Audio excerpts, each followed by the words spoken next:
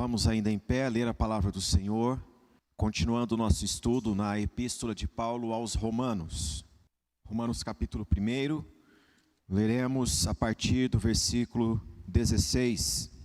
Diz assim a palavra do Senhor Deus: Pois não me envergonho do Evangelho, porque é o poder de Deus para a salvação de todo aquele que crê, primeiro do judeu e também do grego, visto que a justiça de Deus se revela no Evangelho de fé em fé, como está escrito: o justo viverá por fé.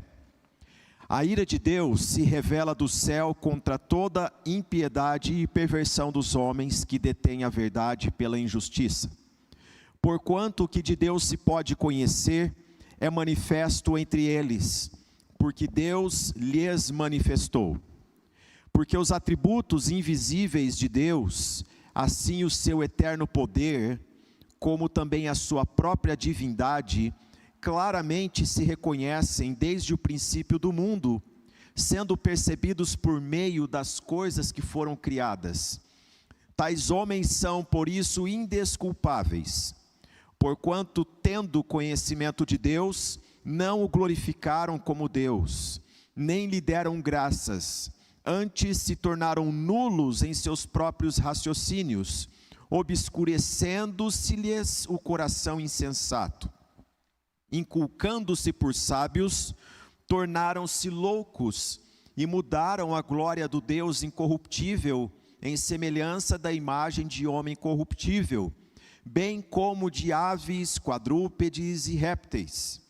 Por isso, Deus entregou tais homens à imundícia, pelas concupiscências de seu próprio coração, para desonrarem o seu corpo entre si, pois eles mudaram a verdade de Deus em mentira, adorando e servindo a criatura em lugar do Criador, o qual é bendito eternamente. Amém. Por causa disso, os entregou Deus a paixões infames, porque até as mulheres mudaram o modo natural de suas relações íntimas por outro, contrário à natureza. Semelhantemente, os homens também, deixando o contato natural da mulher, se inflamaram mutuamente em sua sensualidade, cometendo torpeza, homens com homens, e recebendo em si mesmos a merecida punição do seu erro. E por haverem desprezado o conhecimento de Deus, o próprio Deus os entregou a uma disposição mental reprovável, para praticarem coisas inconvenientes, cheios de toda injustiça, malícia, avareza e maldade, possuídos de inveja, homicídio, contenda, dolo e malignidade, sendo caluniadores, sendo difamadores, caluniadores, aborrecidos de Deus, insolentes, soberbos, presunçosos, inventores de males, desobedientes aos pais, insensatos, pérfidos, sem afeição natural e sem misericórdia. Ora, conhecendo eles a sentença de Deus, de que são passíveis de morte, os que tais coisas praticam, não somente as fazem, mas também aprovam os que assim procedem. Portanto, és indesculpável, ó homem, quando julgas quem quer que sejas, porque no que julgas a outro, a ti mesmo te condenas, pois praticas as próprias coisas que condenas. Até aqui, que Deus nos ajude com a sua palavra. Os irmãos podem se assentar, por gentileza.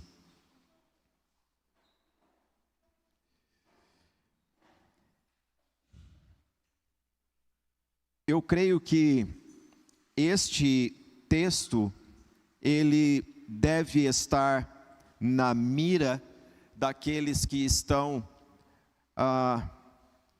arvorando mutilar a Bíblia na sociedade, porque os homens eles pensam que a palavra de Deus é simplesmente o carimbo de uma letra num papel, e eles se esquecem que a palavra de Deus é algo eterno, e que antes de todas as coisas, Deus e a sua palavra já existiam, e quando todas as coisas passarem, Deus e sua palavra também continuará juntamente com o seu povo. A palavra de Deus, ela foi concedida para nos guiar no temor do Senhor. E aqui está um texto que nos ensina coisas grandiosas, coisas preciosíssimas. E eu gostaria de meditar com vocês hoje sobre como Deus está falando nos nossos dias. A pergunta que nós fazemos é como ouvir a voz de Deus. E eu gostaria de refletir com você essa pergunta que você tem, que todos nós temos, e trazer um olhar que está muito mais próximo do que nós imaginamos. Primeiramente, se você pergunta para você mesmo, como posso ouvir a voz de Deus, como saber a vontade de Deus, eu estou num momento de decisões importantes da minha vida, eu não tenho a visão de cima, nenhum de nós temos, precisamos de orientação da parte de Deus, para grandes decisões. E como ouvir Deus, é a pergunta que nós fazemos. Primeiramente eu quero te lembrar da revelação geral de Deus, que Deus ele não brinca de esconde-esconde com ninguém. Deus tem prazer em se revelar. O Salmo 19 nos diz sobre a revelação geral de Deus. Esse salmo belíssimo que diz: os céus proclamam a glória de Deus, o firmamento anuncia as obras das suas mãos. O firmamento é a palavra bíblica para toda a obra da criação, tudo que os nossos olhos alcançam da criação, tudo isto anuncia quem é Deus. Portanto, eu faço a pergunta: será que existe alguém na face da terra que nunca se maravilhou em ver um caminho de formigas, ou olhando para o céu, não se maravilha com este universo criado, esse mapa estelar tão maravilhoso? Os céus proclamam a glória de Deus, e o firmamento anuncia as obras das suas mãos. Deus dá revelação geral de si mesmo: eu estou presente, eu fiz tudo isso, eu sou a causa de tudo isso. E Deus nos deu a revelação específica de si, enviando o seu Filho. Revelação geral é isso, e revelação específica é Cristo Jesus. Eu começo a nossa aula dessa escola bíblica convidando você a ler um texto conhecidíssimo. Deixa marcadinho aí Romanos, que nós vamos voltar para ele, e vamos até a epístola aos Hebreus, capítulo 1.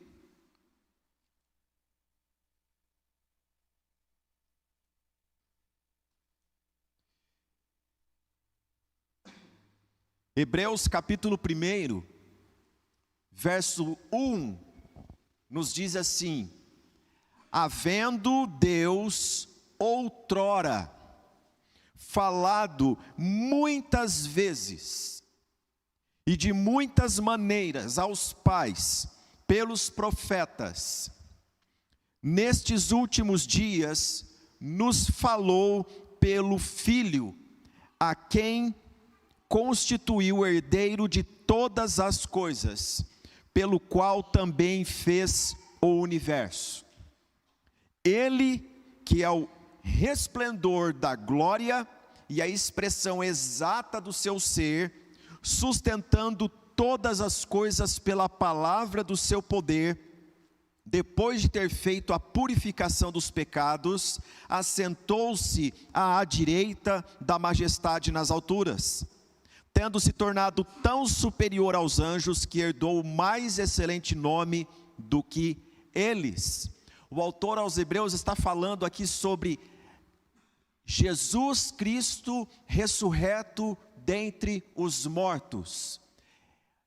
O Deus eterno, Filho eterno de Deus, Filho de Deus, Jesus Cristo, encarnou, viveu como nós, morreu, ressuscitou, e na ressurreição Ele é elevado ao ponto de assentar-se à direita do Pai, recebendo assim nome mais elevado que os anjos. Mas a mensagem que nós temos aqui é esta: havendo Deus outrora falado muitas vezes, Deus sempre falou, Deus sempre se comunicou, de muitas maneiras aos pais pelos profetas.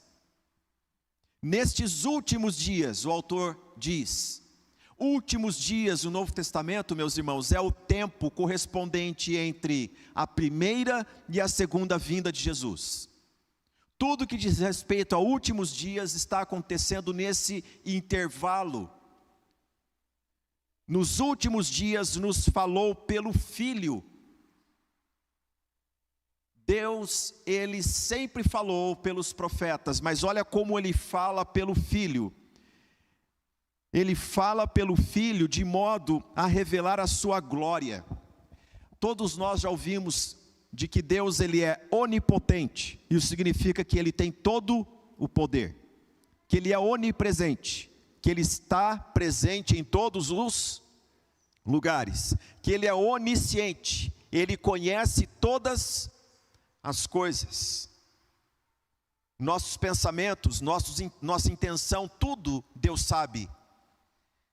Que Deus, Ele é amor em pessoa, em sua essência, em sua natureza. Que Deus é santo, santíssimo. Que Deus é excelso, acima dos céus, acima de todas as coisas. Que Deus, Ele é justo, não há uma fagulha, uma variação sequer na justiça de Deus. Ele é retíssimo. E o que vem a ser a glória de Deus? Aprendamos isso esta manhã. A glória de Deus é a junção de todos os atributos de Deus. Quando fala que Deus revelou a sua glória, não quer dizer que Ele manifestou um clarão, como muitas vezes as pessoas pensam. Ah, foi um fogo no Monte Sinai. Não, é muito mais que isso. Deus revelou a sua glória num culto. O povo começou a fazer coisa estranha, a rodar e dançar, que ninguém entendia. Não, não tem nada a ver com a glória de Deus isso. Aliás, o culto a Deus, ele tem uma ordem. O culto é a Deus e não a nós. Não é manifestação de cultura. Deus revelando a sua glória, manifestando a sua glória, quer dizer que todos os seus atributos estão reunidos numa única pessoa. E aqui o texto nos diz, essa pessoa é o Filho, é Jesus. Como Deus falou e como Deus fala através do Filho. Se você não entender que todo o recado que você precisa da parte de Deus, para você viver, está na pessoa de Jesus Cristo, você não entendeu a Bíblia. Mas o que isso tem a ver com a minha decisão de casar ou não? De vender o imóvel que eu moro ou não? De dizer sim ou não para a oportunidade de emprego? Tem tudo a ver. Porque quem crê no Filho de Deus, quem ama a Jesus, quem medita no Filho de Deus, é tomado por Jesus pela mão e é instruído em toda a palavra de Deus. Foi isso que Jesus fez quando Ele ressuscitou dentre os mortos, e 2 discípulos estavam a caminho de Emaús para fora da comunhão. Ali é uma menção de 2 pessoas que estavam saindo do eixo da igreja, porque a ordem era ficar em Jerusalém, até que do alto, sejais revestidos de poder do Espírito Santo. E esses 2 estavam Saindo, Jesus foi no caminho e se revelou a eles. E como ele se revelou? O próprio Jesus usou da Bíblia para dizer de si. Aquele que poderia aparecer de frente, vir ao encontro, acompanhou pelo caminho. Aquele que poderia, numa esquina qualquer, dizer: ei, sou eu, ele fez questão de acompanhar na jornada e através de toda a Escritura expunha-lhes o que a seu respeito dizia. Jesus nos leva a aprender Bíblia. Esse que é o resplendor da glória do Pai, nos leva a conhecer toda a Escritura. E quando você é tomado por Jesus para conhecer a Escritura, acontece o que nós temos na carta de Tito. Volte algumas páginas. É só você folhear para trás aí que você chega nela. Tito capítulo 1, versículo de número 15.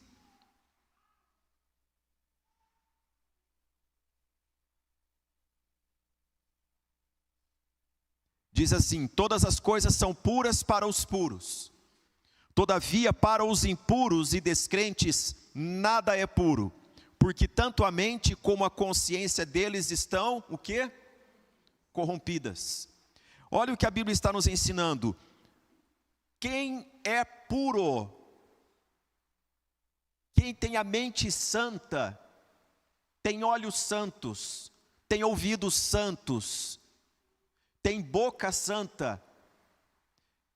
Esta pessoa, ela lê o mundo pela pureza que ela recebe da parte de Deus. E isso é uma obra do Espírito Santo em nós. A conversão é uma obra do Espírito Santo, a santificação é uma obra do Espírito Santo, não é disciplina pessoal que faz uma pessoa santa, é obra de Deus no nosso coração. E então nós recebemos mente santa, olhos santos, para enxergar a vida e discernir: isto provém de Deus e isso não provém de Deus. Este caminho me levará mais próximo a Deus, este caminho não me levará mais próximo a Deus. Você passa a decidir com maturidade e responsabilidade questões da vida, porque você é levado por Cristo a ter uma vida santa. Portanto, no início dessa aula, eu quero dizer para você o seguinte: como Deus fala conosco nesses dias. Deus fala conosco com pessoas, Deus fala conosco porque nós cremos em Jesus Cristo. Quem não tem o Filho, João diz, não tem a vida. Quem não tem compromisso com Cristo, não adianta buscar recado de Deus. Alô?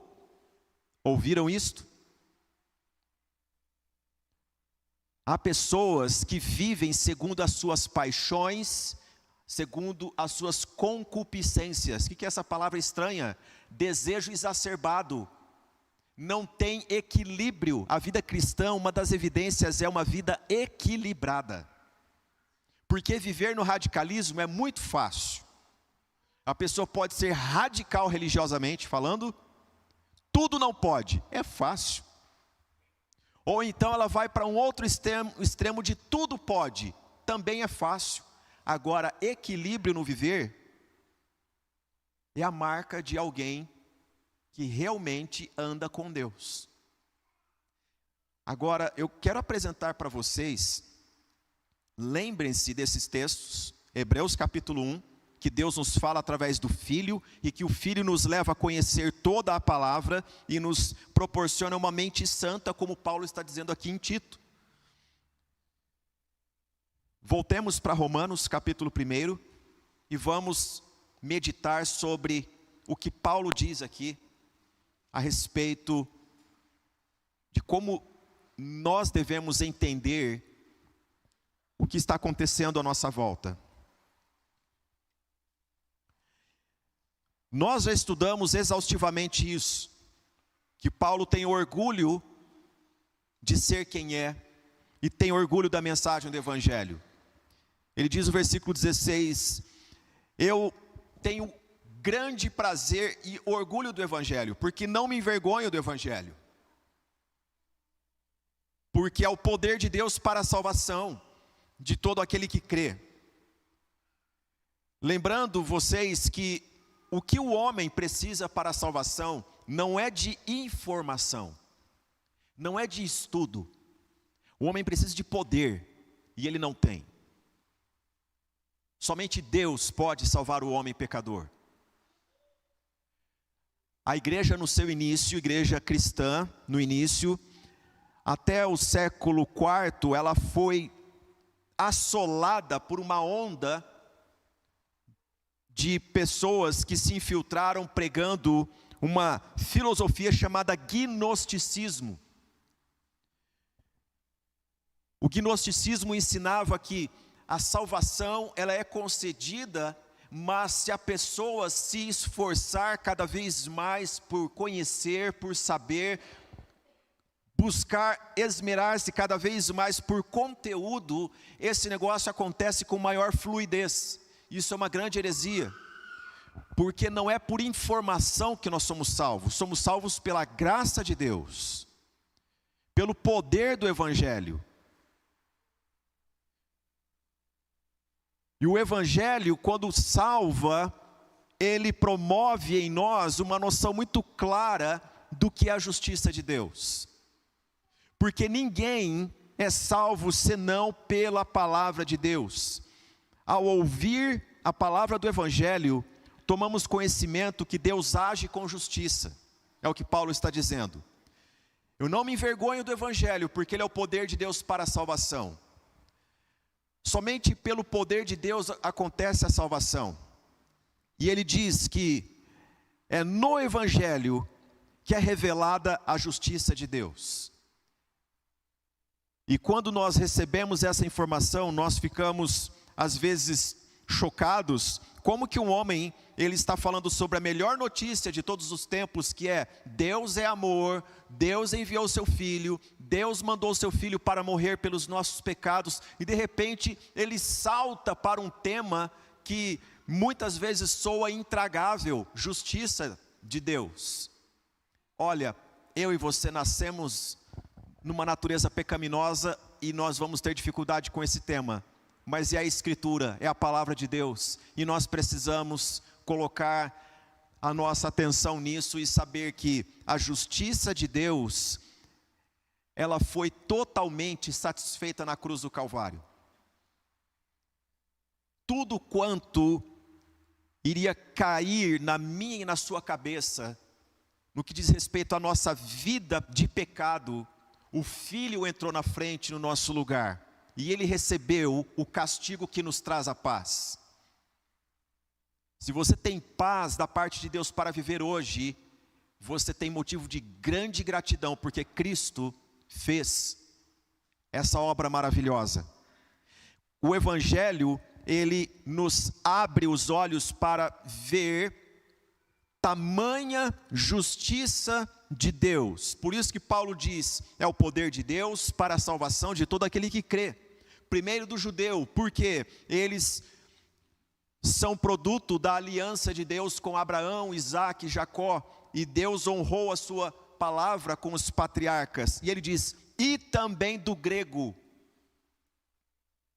Mas como assim, pastor? Ele está falando e também do grego, escrevendo para os romanos. A palavra aqui é Helen, quer dizer pessoas do mundo gentílico, pessoas de fora da nação de Israel, também podem receber as promessas de Deus. Deus tem um plano com todas as pessoas, não somente com o povo judeu, com o povo da nação de Israel. E ele diz, visto que a justiça de Deus se revela no Evangelho, você não encontra a justiça de Deus fora do Evangelho. E isso causa em nós duas coisas. Primeiro, quando a gente olha para o mundo em que nós estamos, a gente pensa, quando é que tudo isso vai parar? Quando que a justiça de Deus se manifestará e dará cabo a essas coisas horríveis que nós vemos? Tráfico humano, sequestro de crianças, pessoas que são usadas num tráfico de escravização sexual, pessoas que são transformadas em monstros e depois são descartadas. Tráfico de órgãos, pessoa é raptada no caminho para o trabalho, depois família procura, quando acha, está faltando algum órgão interno. Esse é o mundo que nós estamos. Criancinha que está na praia, brincando com mamãe e papai, de repente eles olham, cadê? Foi raptada, é encontrada quilômetros depois, em outra cidade, por uma quadrilha. E o que pede é um negócio ridículo, chamado dinheiro, em troca de vida.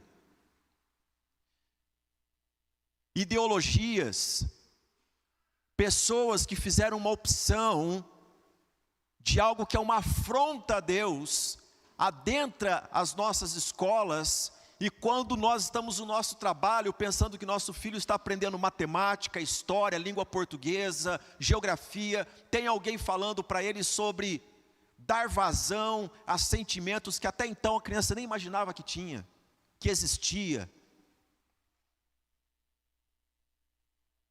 Ouvi de uma adolescente a seguinte frase: eu estava com conflito na vida, fui para a escola e de repente fui abordada por uma amiguinha que disse: olha, você já pensou que a tua opção sexual está errada, por isso que você está sofrendo tanto?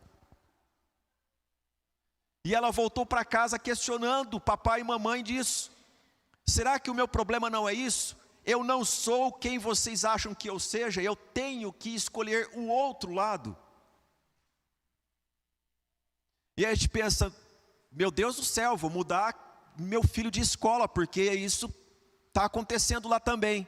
Só que aí na hora de comer ele liga o celular, ele coloca diante de si, e você pensa, ele está assistindo um videoclipe, uma música evangélica, e entre uma música e outra aparece uma propaganda de uma coisa que não tem nada a ver, incutindo uma mensagem subliminar.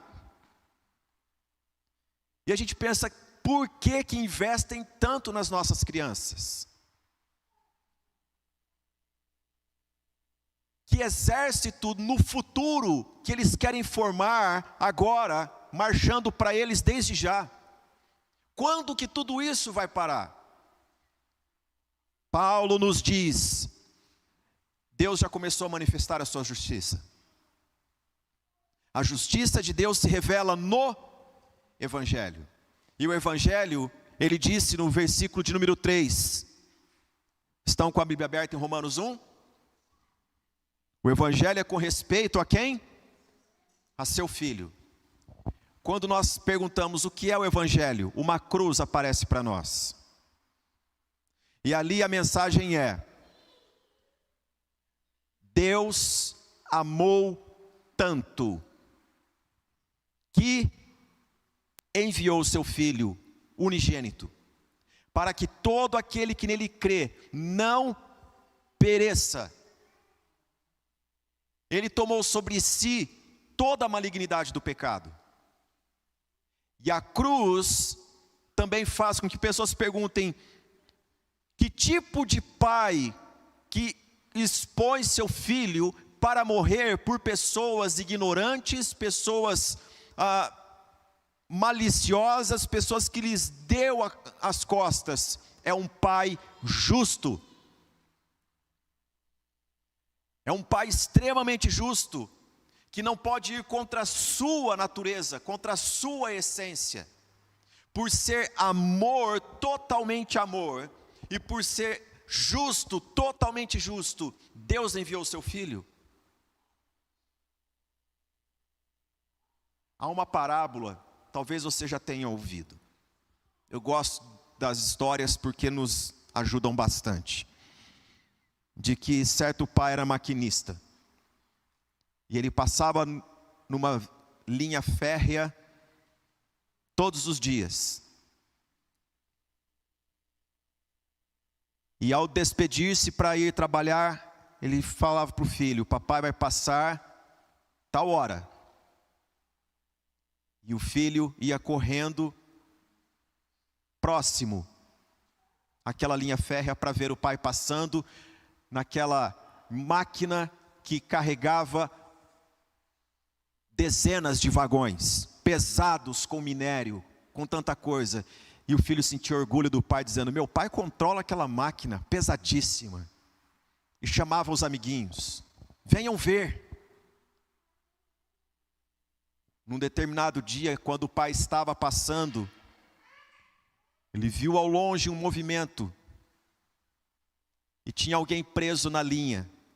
E ele buzinou ao máximo. E as pessoas que ali estavam saíram da linha. Mas um ficou.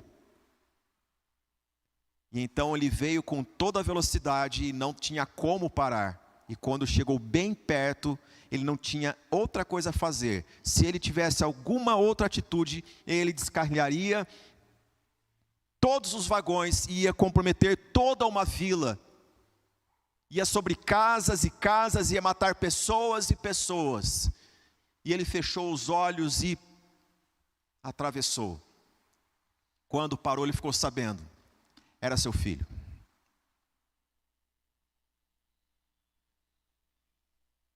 Toda a carga que estava trazendo,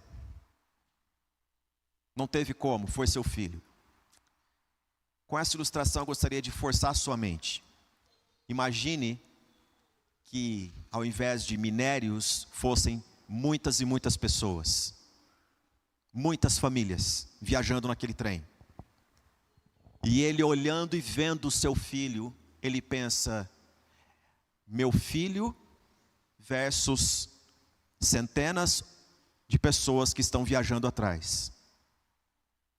E ele decide então salvar a maioria e sacrificar um aqui à sua frente.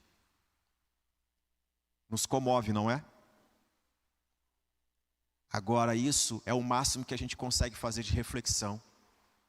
Porque mesmo assim nós não entendemos o que é a graça de Deus. Ele enviou o seu Filho para salvar cada um de nós. Aquele que não poupou o seu único filho, Paulo diz, ele é o Pai que não poupou seu único filho. Seu único filho. Paulo diz, a justiça de Deus se revela onde, gente? No Evangelho. E no Evangelho nós vemos não apenas um bebê numa manjedoura, sendo celebrado uma vez no ano apenas. Nós vemos por toda a vida alguém que deixou o seu trono de glória, se fez carne como eu e você, para fazer uma aliança com Deus, que essa aliança é eterna, essa aliança é no seu sangue. E ele teve poder para destruir a morte, reaver a própria vida, retornar da morte, por seu poder. E Paulo diz, este é Jesus, e ele há de julgar vivos e mortos. A justiça de Deus se revela no Evangelho. Tamanha justiça, Paulo diz, manterá o justo vivo. Por isso ele diz, como está escrito, o justo viverá por fé. Citando o livro de Abacuque, capítulo 2, verso 4. O que quer dizer o justo viverá por fé? É porque o injusto perecerá. Veja o versículo 18. A ira de Deus se revela de onde? Do céu. Tamanha justiça fez com que o Filho fosse por amor à cruz do Calvário. E tamanha justiça manifesta a ira de Deus. Meus irmãos, o que aconteceu na cruz foi amor e ira sendo manifestados ao mesmo tempo. Você já meditou nisso?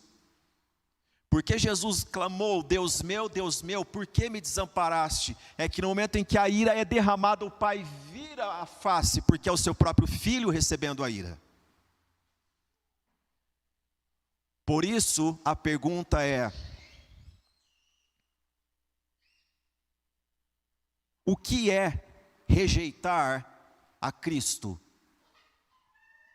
É rejeitar o amor de Deus. É não crer que essa justiça, ela é satisfatória para nos salvar. Somente ali nós temos salvação. Obra nenhuma salva. Boa intenção alguma salva.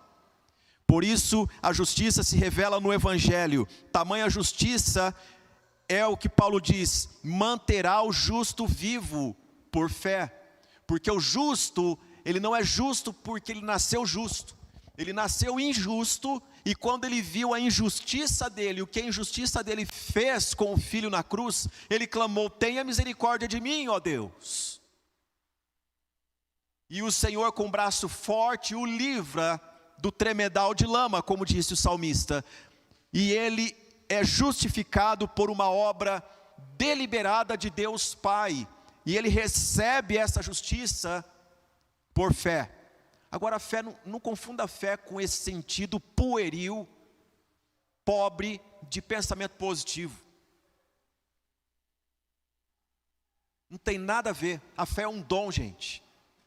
A fé provém de Deus. Talvez você esteja me ouvindo pela internet hoje e pensando: mas que coisa, que história, que viagem é essa que esses crentes acreditam? Não é viagem nenhuma, é fé. Mostre-me uma pessoa que crê em Platão, e porque crê em Platão, crê em Aristóteles, crê em qualquer outro filósofo, crê em Marx, crê em Hegel, crê em Nietzsche. Essa pessoa, por crer no que ela diz crer, teve a vida transformada. Ache essa pessoa que testemunhe: porque eu li Nietzsche, restaurei minha família, meu casamento foi restaurado, minha vida foi transformada. Nunca houve esta pessoa na história, mas eu garanto para você, em qualquer lugar, e dos mais pobres do mundo, onde pessoas não têm informação, que porque creram no Evangelho, toda a sua história foi reformulada, toda a sua vida foi restaurada, seu casamento foi restaurado, criação de filhos, relação de pais e filhos, e o mais importante, paz no coração e certeza que, se morrer, está com Cristo na glória. O Evangelho faz isso. Paulo diz: a justiça de Deus trará ira sobre toda a humanidade. Ele diz: a ira de Deus se revela do céu contra toda a impiedade. Então a gente pensa: não vai sobrar ninguém. Se a ira é de Deus, quem segura? Quem vai impedir? Quem tem esse poder? Que oração de última hora será feita no momento em que essa ira for derramada? Eu quero meditar com vocês com detença nesse versículo 18. Primeiramente, Paulo nos diz: a ira de Deus se revela do céu. Na versão corrigida diz: se manifesta. Gente, observe essa declaração: a ira se revela ou se manifesta, ninguém a detém. É isso que Paulo está dizendo. Ela, por ela mesma, tem uma natureza que procede de Deus, que ninguém a detém. A ira de Deus. A ira de Deus.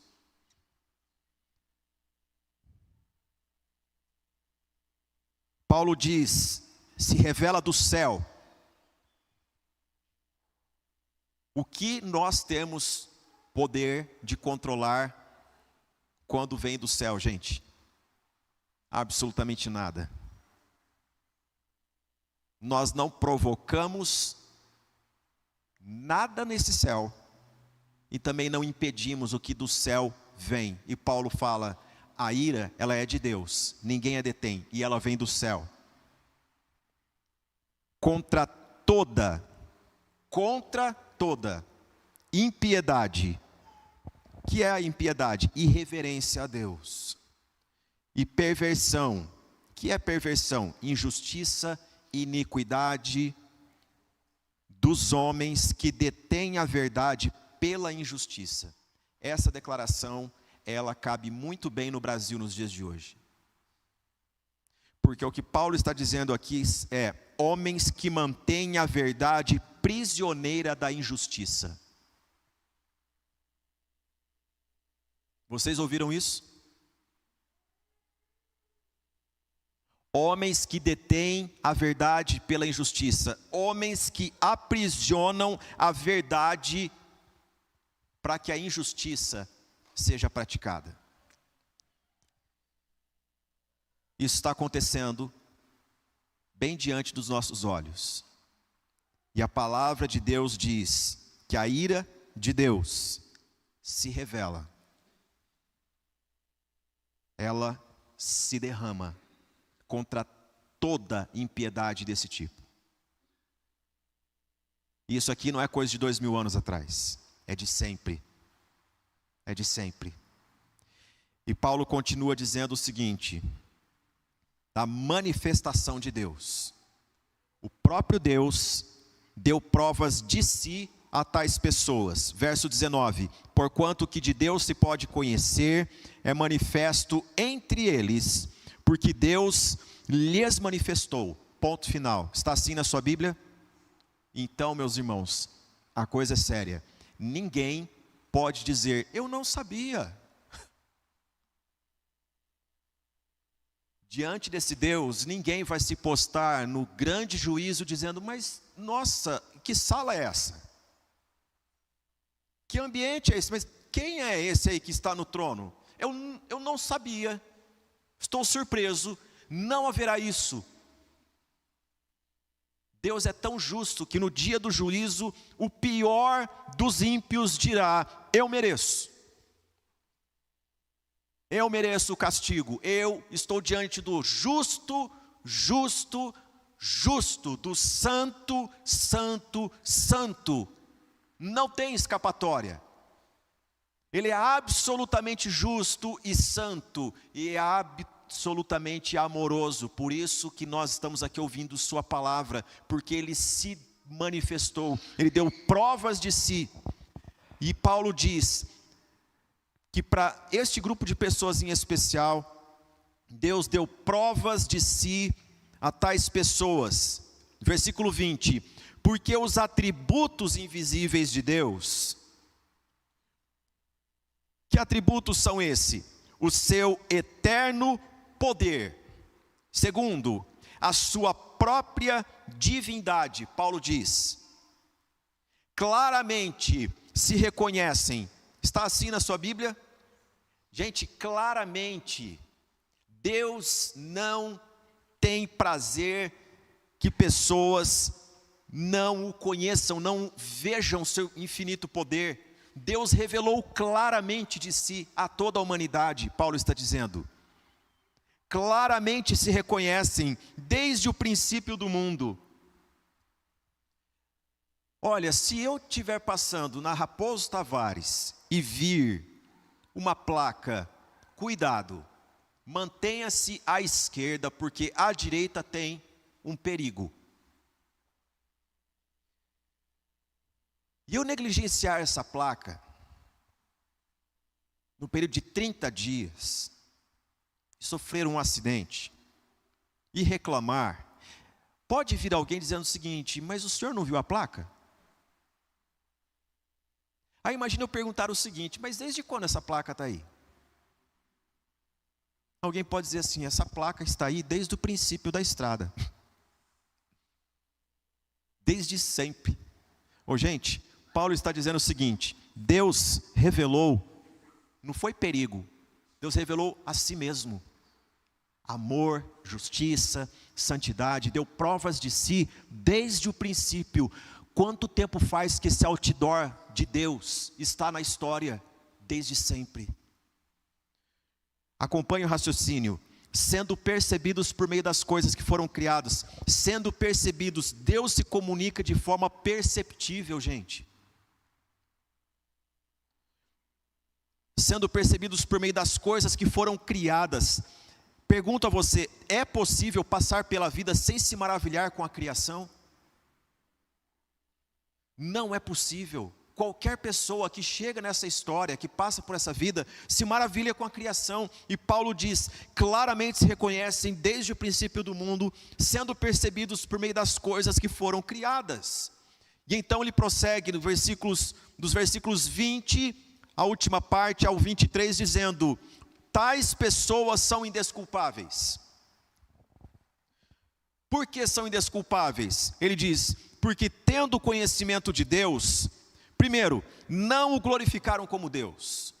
Segundo, nem lhe deram graças. Terceiro, antes se tornaram nulos em seus próprios raciocínios, obscurecendo-se-lhes o coração insensato. Quarto, inculcando-se por sábios, tornaram-se loucos e mudaram a glória do Deus incorruptível, em semelhança da imagem de homem corruptível, bem como de aves, quadrúpedes e répteis. Alguém pode dizer: ah, mas isso aqui está falando sobre a idolatria do mundo antigo. Não, está falando do nosso também. Porque quando, observe bem, pessoas indesculpáveis, porque tendo conhecimento de Deus, não o glorificaram como Deus. Quem tem todo o poder? Deus. A quem nós devemos atribuir honra e glória por deter todo o poder, toda a sabedoria, todo o controle? Somente a Deus. Gente, nós somos concitados muitas vezes a colocar nossa esperança em homens. Isso é a maior prova de como a humanidade caminha, não glorificando a Deus. Ela lembra-se de Deus para culpar do seu estado, mas não se antecipa se rendendo a Deus, para não chegar a estados de calamidade. Não glorificam a Deus, não reconhecem o seu poder. Paulo diz: nem lhe deram graças, nem lhe deram. Conjugado no passado, é como aquela pessoa que precisava tanto de alimento, estava padecendo de fome, recebeu, depois não quis saber de quem a agraciou. Paulo diz: nem lhe deram graças.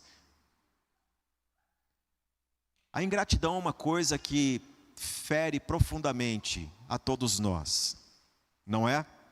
Se alguém não reconhecer uma ajuda sua, você vai ficar entristecido. E o homem moderno, ele tenta inventar Deus para si. Esse Deus é como uma máquina que ele coloca a ficha e ele vai controlando as garrinhas para pegar o que ele quer. Mas ele se esquece de que Deus está aí desde o princípio dando provas do seu poder. Esse homem, quando ele recebe alguma dádiva, ele diz: consegui pelo meu esforço, pela minha capacidade, não preciso de Deus. Paulo diz: antes de glorificarem a Deus ou de serem gratos a Deus, se tornaram nulos. Se tornaram nulos em seus próprios raciocínios. Criaram caminhos de raciocínio simplesmente para não glorificar a Deus e não agradecer a Deus. Já encontrou pessoas assim? Que a forma de pensar dela é autocentrada, é uma louvação do ego, e ela evita ao máximo atribuir louvor ao poder de Deus. Ela evita ao máximo a expressão graças a Deus. Ela diz: foi a minha força que fez isso. Eu encontro isso à mesa de um executivo que me chama para orar no seu escritório. Eu encontro isso à beira de um leito na UTI, de uma pessoa que está no limiar, e ela diz: graças a mim. Mesmo em tempos tão difíceis, as pessoas, elas se lembram de Deus para culpá-lo e não para reconhecê-lo. E Paulo, escrevendo aos Romanos, ele envia uma carta para tratar desse assunto, gente. Vamos lembrar algumas aulas passadas aqui neste momento? Apoiada. Acompanhe o raciocínio. Paulo não havia estado em Roma ainda. Ele iria visitar Roma. Mas o assunto é tão urgente que ele manda uma carta. Ele envia uma carta dizendo: meditem nisso. Não sei quais são os planos de Deus. Então vamos pensar nisso quanto antes. E o que nós estamos fazendo esta manhã? Recebendo esta mensagem urgente para Paulo nos seus dias e urgente para nós nesses dias.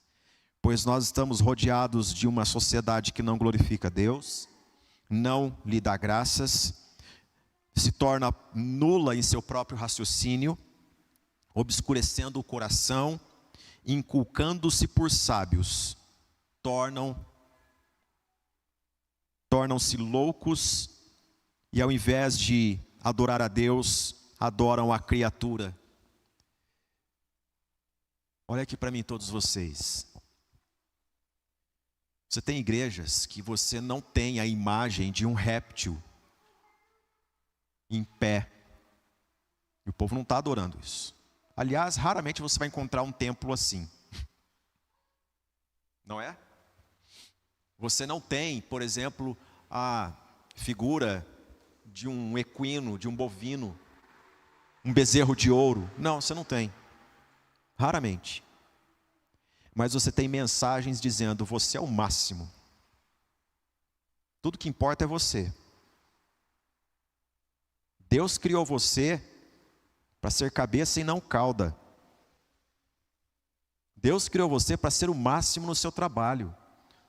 Aproveite as oportunidades, passe na frente do seu colega, atropele ele, busque o lugar do seu patrão. Deus quer que você chegue lá. A pessoa fica numa fúria de vida, e tudo por uma mensagem diabólica, chamada teologia da prosperidade, que coloca o homem num pedestal, e tem gente dizendo: eu não adoro ídolos. Você adora você.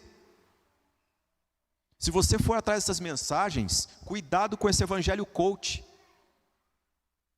Maior igreja dos Estados Unidos fica num antigo estádio, cabe 30.000 pessoas, e faz fila de carros e de pessoas do lado de fora. Qual é o segredo? Eles não pregam a ira de Deus, eles não pregam o pecado, eles não pregam outra coisa senão: você é o máximo. A pessoa me mandou um vídeo dizendo assim: pastor, veja o louvor dessa igreja, um dia nós vamos chegar lá. Eu falei: Deus me livre. Deus me livre. Seu nome é Lakewood Church. Seu pastor chama-se Joel Osteen. Publicou um livro best-seller, capa da Times. Desperte o melhor em você. Você é o centro. Foi o que a serpente disse. Por que ele se assenta no trono? Ele sabe que quando você comer do fruto, você será igual a ele. É por isso que ele falou para você não comer. Coma. Talvez você não tenha ouvido cultos sobre répteis, sobre animais, mas Paulo diz assim: veja só. Eles mudaram a verdade de Deus em mentira, adorando a criatura no lugar do Criador. E eu e você somos criatura. Jesus nos ensinou na oração modelo a orarmos: seja feita a tua vontade. A tua vontade. A minha, Deus. Minha vontade está contaminada. Eu preciso da tua vontade. Da tua vontade. Seja feita a tua vontade. Mas, dos versos 24 ao 31 que nós lemos, Paulo nos apresenta uma resposta de Deus, que começa assim: por isso, porque Deus revelou o seu poder, a sua glória, o seu amor, a sua justiça, e os homens, eles fizeram de tudo para não adorar a Deus. Por isso, Paulo emprega o termo Deus entregou 3 vezes. Deus entregou, Deus entregou, Deus entregou. Primeira, verso 24. Por isso, Deus entregou tais homens à imundícia, pelas concupiscências de seu próprio coração, desejo exacerbado, para desonrarem o seu corpo entre si. Pois eles mudaram a verdade de Deus em mentira, adorando e servindo a criatura em lugar do Criador. Só de citar o Criador, Paulo diz, o qual é bendito eternamente, amém. Paulo tem reverência extrema pelo eterno. Paulo tem uma reverência profunda pela pessoa do Senhor Deus. E ao citar o Criador, ele já diz, o qual é bendito eternamente, amém. Irmãos, nós não podemos permitir que o nosso cultural, Deus me livre, nos torne pessoas frívolas na nossa adoração. Nós devemos entender que nós vivemos num mundo de profunda calamidade e pecado, e Deus se faz presente no seu eterno trono. Deus é bendito. Paulo diz, Deus entregou tais homens à imundícia. Segundo que Deus entregou, está no versículo 26, por causa disso, os entregou Deus a paixões infames. O que é infame? Aquilo que não tem boa fama. Porque até as mulheres mudaram o modo natural de suas relações íntimas por outro, contrário à natureza. Gente, isso aqui precisa de explicação. Irmãos, leiam isso em casa. Ensinem às nossas crianças o caminho em que devem andar. Abra a Bíblia com seu filho, sua filha adolescente e mostre que Paulo está dizendo aqui, não é que essas pessoas foram entregues para viver como querem, elas foram entregues como juízo de Deus. Por isso, Deus entregou, ele diz no verso 27, semelhantemente os homens também, deixando o contato natural da mulher, se inflamaram mutuamente em sua sensualidade, cometendo torpeza, homens com homens, e recebendo em si mesmos a merecida punição de seu erro. E o terceiro, Deus entregou, está no versículo 28. E por haverem desprezado o conhecimento de Deus, o próprio Deus os entregou a uma disposição mental reprovável para praticarem coisas inconvenientes. Gente, se existe coisa imunda, se existe coisa infame, Paulo chega ao extremo de dizer, ainda há uma disposição mental que leva a coisas inconvenientes, que não dá nem para mencionar. E ele tece algumas considerações do que pode envolver tal inconveniência, cheios de toda injustiça, não tem compromisso nenhum com a justiça, com a retidão, malícia, o mal toma conta da mente, dos olhos, dos ouvidos, dos lábios, do corpo, avareza e maldade, tudo o que importa é o dinheiro, tudo o que importa é o que vai ganhar, é o lucro, possuídos de inveja, homicídio, contenda, dolo, malignidade, sendo difamadores, caluniadores, aborrecidos de Deus, ou aborrecedores de Deus, insolentes, soberbos, presunçosos, inventores de males, desobedientes aos pais, insensatos, pérfidos, ou seja, pessoa de perfídia, de confusão, de disputa, sem afeição natural e sem misericórdia. Quando nós lemos esse texto, nós chegamos à seguinte conclusão: a sociedade, ela está como ela está, porque Deus está falando.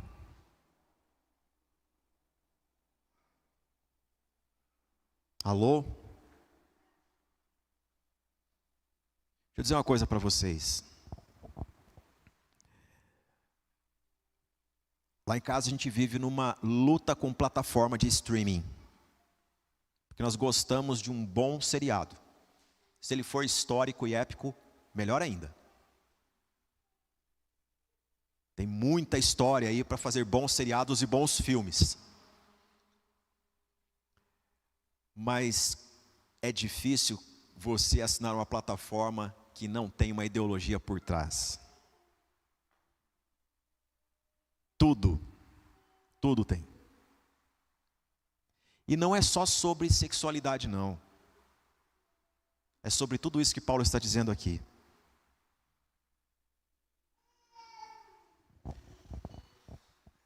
Nos envolve com meios de glorificar aquele que ganha, que sempre tem vantagem sobre outrem, negócios escusos. Parece brincadeira, mas a gente passa a torcer pelo ladrão. Não é verdade? Paulo diz sobre mudar a feição natural.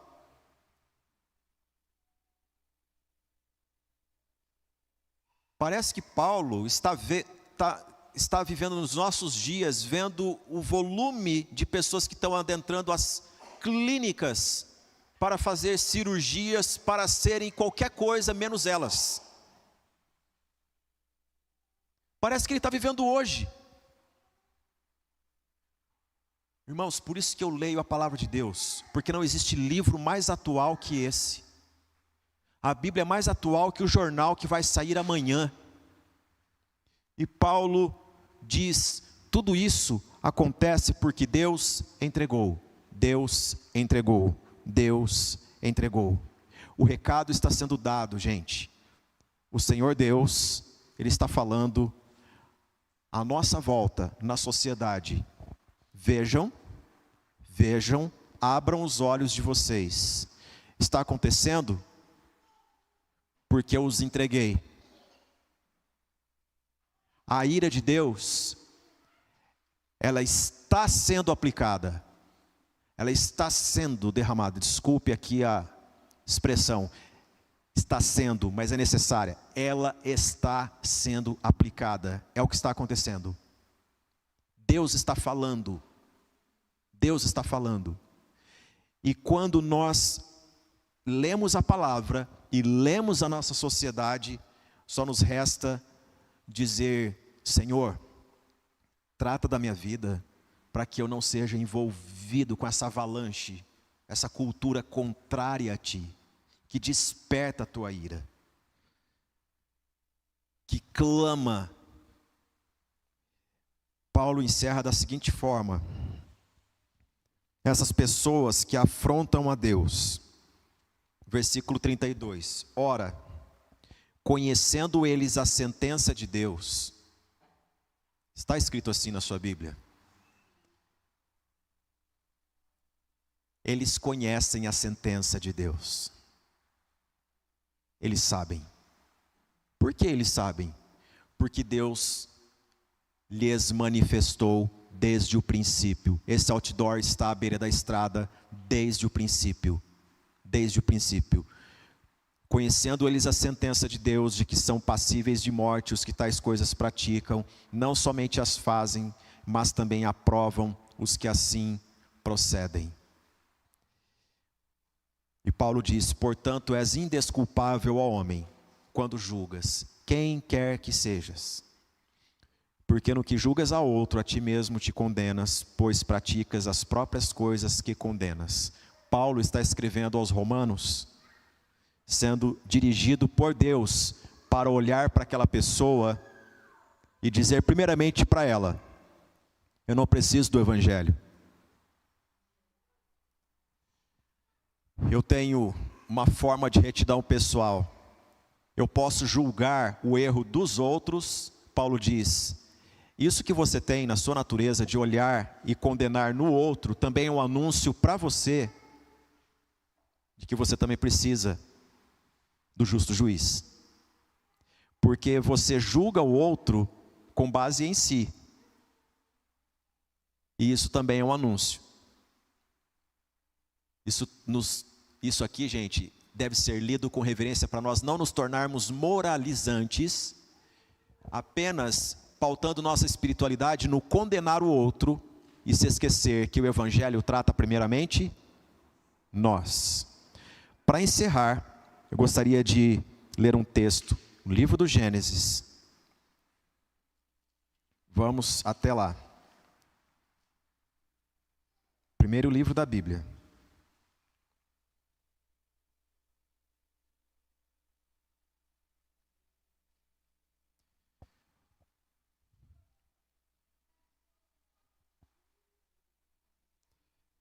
A primeira vez que Deus provou para o mundo que Ele não apenas fala, mas que Ele age com justiça, foi em Gênesis 6.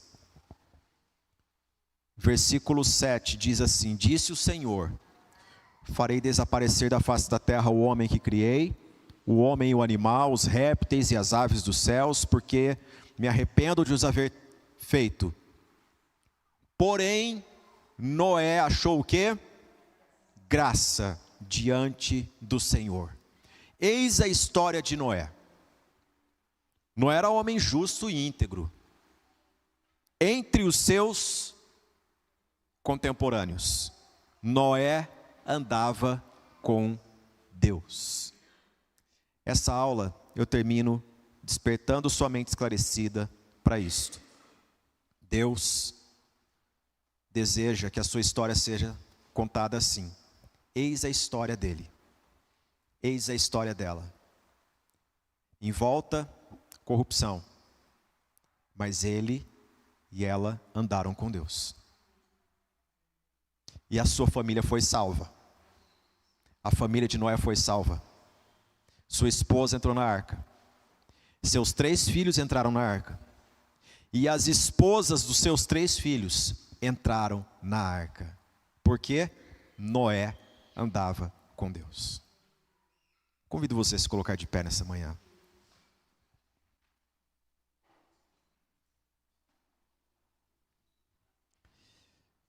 Oremos. Senhor, bendito seja o teu nome. Tu és Deus. Tu és o único Deus que se assenta sobre a circunferência da terra. Ó Deus, o Senhor nos deu a sua palavra esta manhã, nos ensinou sobre a verdade do Evangelho, que o Senhor manifestou tão grande amor em Jesus Cristo, porque Ele recebeu o castigo que era devido sobre nós. E todo aquele que nele crê, não perece, mas tem a vida eterna. Ó Deus, se houver alguém entre nós, que neste momento ora dizendo: Senhor, eu não quero perecer na tua ira, eu não quero perecer junto com os homens maus da minha geração, eu estou vendo que Deus entregou e Deus entregou como juízo. Ó Deus, eu não quero perecer juntamente com estes. Senhor, estende teu braço forte e salva pessoas aqui esta manhã. Salve, ó Deus, pessoas que nos assistem pela internet. Ó Deus, esta mensagem é a palavra de Deus, é a bendita palavra de Deus. Que nós, ó Deus, meditemos neste tema que muitas vezes tendemos a desviar. Esse tema que é a ira de Deus, que é manifestada do céu, que ninguém detém. Senhor, que nós corramos aos pés da cruz de Jesus pela fé e nos agarremos à graça, à misericórdia e ao amor de Deus. Senhor, fortaleça-nos e dê a nós a tua palavra para que vivamos. Ó Deus, que nós estejamos prontos, pois se Jesus voltar hoje, nós estaremos com o Senhor para todo sempre. Atua em nosso coração, essa é a nossa prece nesta manhã, em nome de Jesus. Amém.